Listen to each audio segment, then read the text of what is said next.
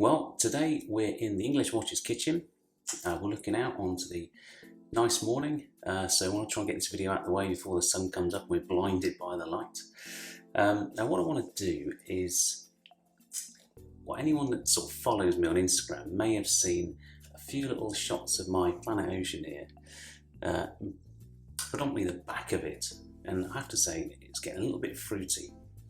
Now, can you love a watch too much? I have to say, no you can't, but what you should always ensure is you should look after it. There's no problem wearing it day in, day out, and as I've done through the whole summer, the summer's still going. So sweat, sun cream, other bits and pieces that you encounter on holiday can get under your watch and start to make it look a little bit nasty. So do take care. Now, what I do like to do most of the time, and I apologise if this is a little bit echoey because there's no soft furnishings in the kitchen.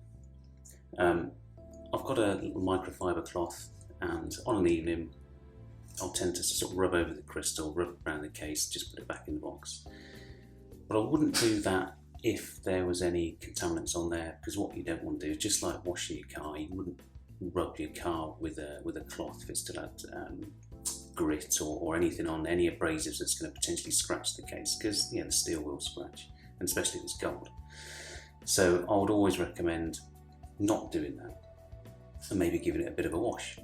So what I'm going to do is I'm going to take the Planet Ocean off, give it a good wash, show you how I do that, but also I'm going to wash my Speedmaster. Now this one's had a bit of a use over time. It's not as dirty as the Planet Ocean, but because it's on this leather strap, I'm going to take it off the strap.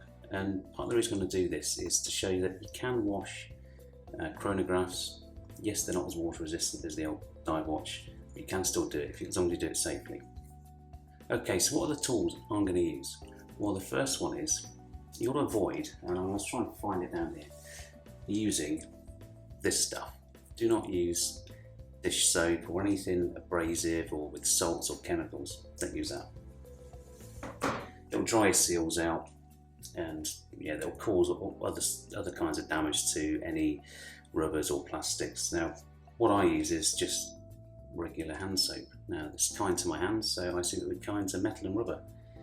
This particular one is a Bayliss and Harding from England. Not sponsored, it's just what we've got. My wife buys this. It smells nice as well. So, also, a toothbrush. This is a common or garden kids toothbrush. This one has Tigger on it. I like Tigger. Nice soft brush. We use that for getting into all the little nooks and crannies. For drying, I use this little blower, and then just a microfiber cloth. Okay, so we're going to get it off. We're going to zoom into the tap, and you'll see how I do it.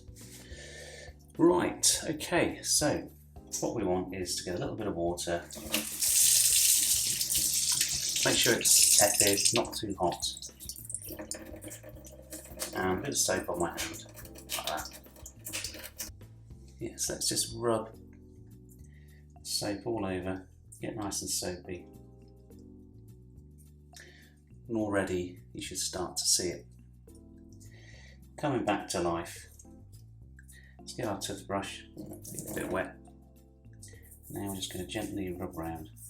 So not forgetting there's lots of little nooks and crannies around the bezel. The bezel has started to get a little bit stiff of late, so definitely worth spending a bit of time. And I'll also give it a bit of a turn as well, if you can. That's it. Just allow some of that soap under there. All the way down the stitching, get that white stitching back. You can now see the sun is starting to break through on the back. This is where most of the nastiness was, into where the lugs are, all around the case back, and again into little grooves on the back of the strap where there's quite a bit of sun cream had gathered. Right, it's getting around the crown now. Obviously make sure all your crowns are screwed down, and in this case the helium escape valve, don't get it wet with those open. Right, and now let's rinse. Just use tepid water, not hot water. Just rinse it all down. Again, make sure your crowns are securely closed. I'm going to get that soap out.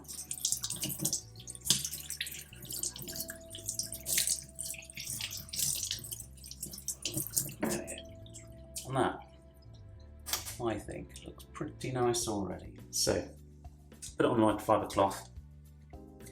Now what I'm going to do is just use this, again, soft microfiber, just pad it dry, don't rub. Just give it a pad, just to get most of the moisture off. Yeah, that's cleaned up lovely. Right, now what we're going to do is go in with my little blower. What I want to do is just try and displace any moisture, let me zoom in, that you might find, certainly behind the lugs, so just get it in there. Give it a nice blow. So you'll find bits of water all the way around.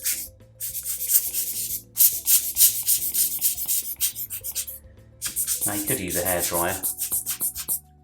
Obviously on cold mode, don't use a hot hairdryer. For me this works fine. Just make sure you give that bezel a good going round as well. So that's moving a lot nicer than it was. And just stick this thing just into the crack of the bezel and you'll find little bits of water just chase out. Again, the clasp, any bits where you're going to struggle to get a cloth. Right, so that's pretty good, pretty happy with that. So next, I'm going to get my microfiber and just do the last bit of drying and then obviously get any of the water streaks off. So a nice rub over the rubber band, over the clasp, over the case back. There we go. And I hope you can see now that is pretty clean. And those white stitching elements of the strap are white again.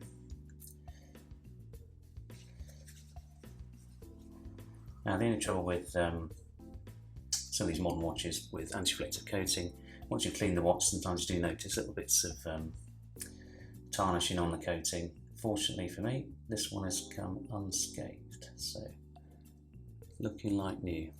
Perfect. Right. It also feels nice, it doesn't feel oily and slimy anymore, which is ideal. Right, put it on.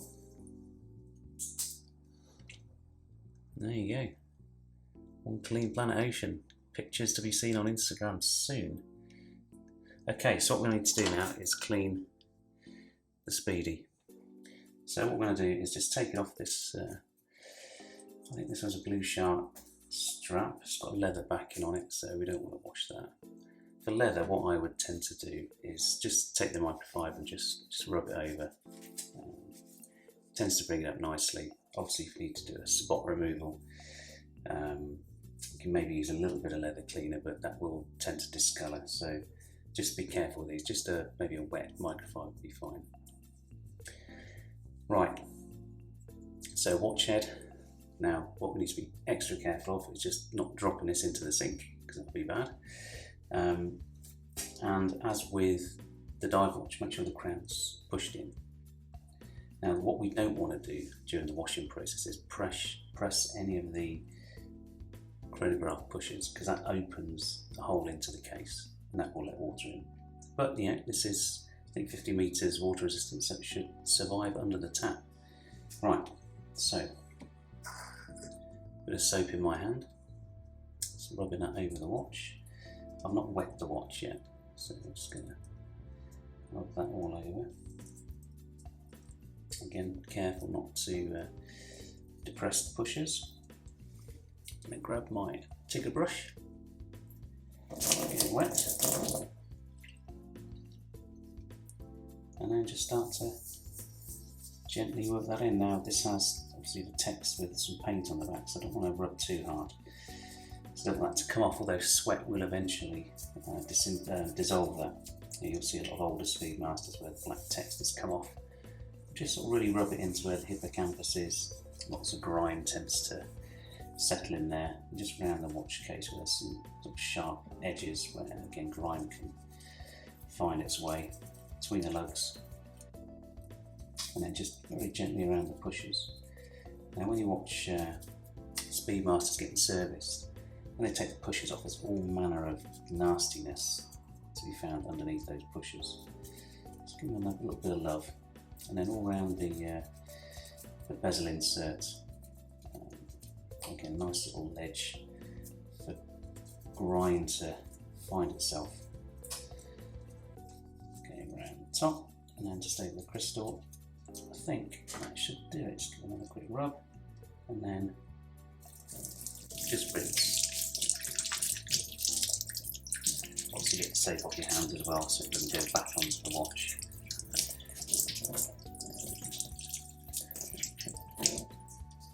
There we go. So what we're going to do now is take my larger microfiber, and again I'm just going to stab it, don't rub it, because this one's got a harsher pile on it, but it does dry quite nicely. There we go. And then take the finer microfiber, a bit more of a rub, and then I'm going to get my little blower. Now, because this doesn't have a bracelet on it, it's quite easy, but just all around the pushers, around the crown, so between the crown guards and on the front.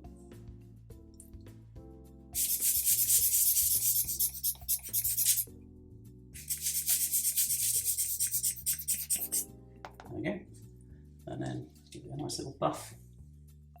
So there's no grime either on the cloth or on the watch head that you can rub in.